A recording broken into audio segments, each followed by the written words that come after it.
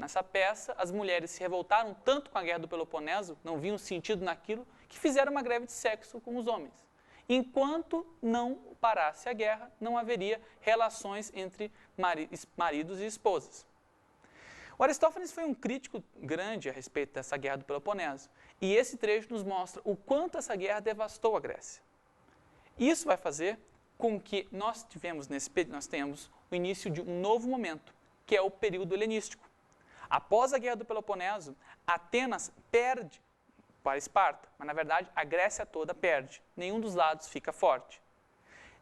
A Grécia enfraquece, o que permite que ao norte haja uma invasão, a invasão dos macedônicos.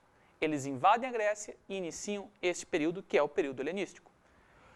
Nesse período helenístico, nós temos a expansão da cultura grega pelo Oriente, devido ao quê? Ao Império Macedônico. Essa expansão da cultura grega Oriente vai fazer que haja uma grande mudança.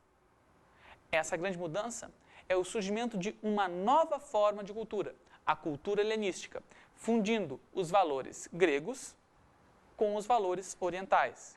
Os valores que antes se encontravam só na Grécia e os valores que agora se difundem e se misturam entre si devido ao domínio macedônico sobre a Grécia. Outro aspecto importante é a herança grega. Ela não está relacionada a nenhum período histórico específico da história da Grécia Antiga, e sim o que nos vem da Grécia até os dias de hoje. A herança grega pode ser notada, entre outros locais, na arquitetura, a coluna grega, no teatro, no drama, na tragédia, na comédia grega, que ainda nos resta até os dias de hoje. Outro aspecto, nas Olimpíadas, uma festa do esporte que nos vem dos gregos.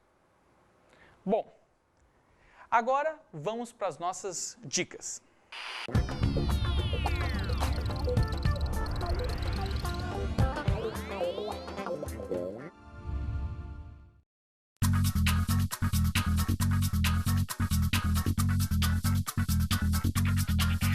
Bom, gente, como dica de estudo, sugiro vocês lerem, encontrarem por aí as histórias da mitologia grega. Bem, por que os gregos tinham mitos? Por que eles tinham toda uma mitologia própria? Porque era através da mitologia que eles explicavam o mundo. Não havia ciência, não havia laboratório, nada disso. Não havia pensamento de uma outra forma. É através da mitologia que eles explicavam. As histórias dos deuses era isso. Só a filosofia veio mudar um pouco isso, mas veio depois. Portanto, uma boa dica, a história de como os gregos viam o nascimento do mundo, como eram as coisas, através das histórias dos deuses gregos. Fica aí a dica. Bom, por hoje é só, nos falamos na próxima. Grande abraço e até!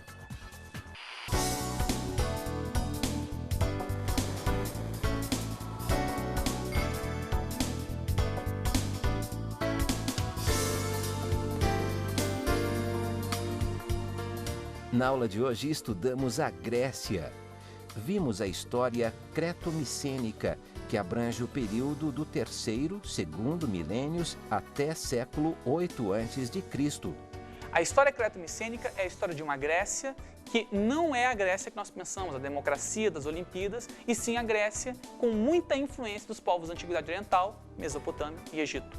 Analisamos a história da polis nos séculos 8, 2 a.C. A história da polis é a história da Grécia que nos vem à mente. É a história da democracia, das Olimpíadas, do teatro grego. Em suma, é uma história que nós, do Ocidente, mais nos referimos, mais nos reportamos. E falamos sobre a herança grega. A herança grega que nós podemos perceber basicamente no campo da cultura, seja da influência da língua grega ou também no aspecto da arquitetura, do teatro, do esporte, da política com a democracia. Até a próxima aula!